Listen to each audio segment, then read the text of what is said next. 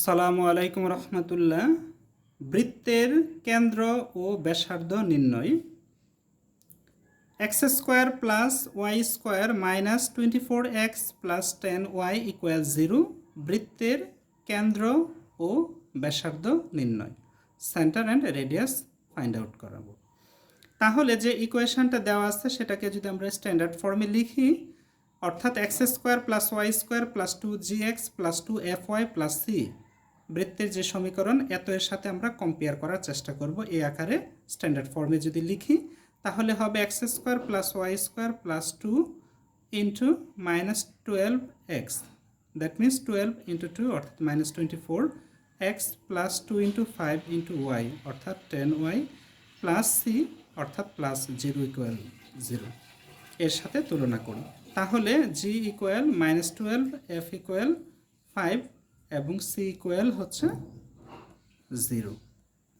অতএব সেন্টার বা কেন্দ্র হচ্ছে মাইনাস জি মাইনাস এফ, বৃত্তের কেন্দ্র মাইনাস জি কমা মাইনাস এফ। কাজে জি হচ্ছে মাইনাস 12 অর্থাৎ মাইনাস ফর্মুলায়, তারপর জি এর মান হচ্ছে মাইনাস 12 কমা এফ হচ্ছে 5 অর্থাৎ মাইনাস এফ অর্থাৎ মাইনাস 5। তাহলে কি পেলাম? মাইনাসে মাইনাসে প্লাস 12 কমা মাইনাস 5।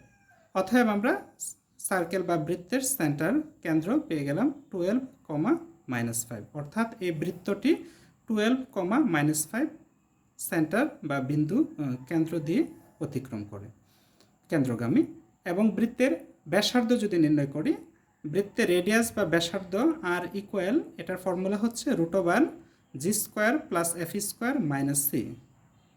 তাহলে এখন আমরা জি, এফ এবং সি এর মান বসে ক্যালকুলেশন করব, যেটা হবে সেটাই হচ্ছে আমাদের কাঙ্ক্ষিত রেডিয়াস তথা ব্যাসার্ধ।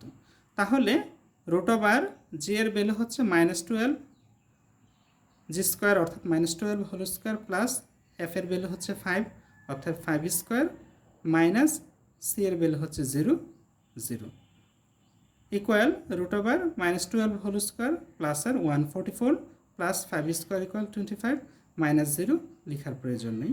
কাজে √1 144 প্লাস 25 169। কাজে 169 এর রুট করলে হয় 13। অতএব আমাদের রেডিয়াস বা ব্যাসার্ধ হচ্ছে 13। ওই বৃত্ত ব্যাসার্ধ হচ্ছে, অর্থাৎ এটা যদি এরকম বৃত্ত হয়, এই বৃত্তের ব্যাসার্ধ হবে এরকম 13 এবং বৃত্তের সেই সেন্টার বা কেন্দ্র হবে 12 কমা মাইনাস 5। কেমন? আশা করি বোঝা গেল। আল্লাহ হাফেজ।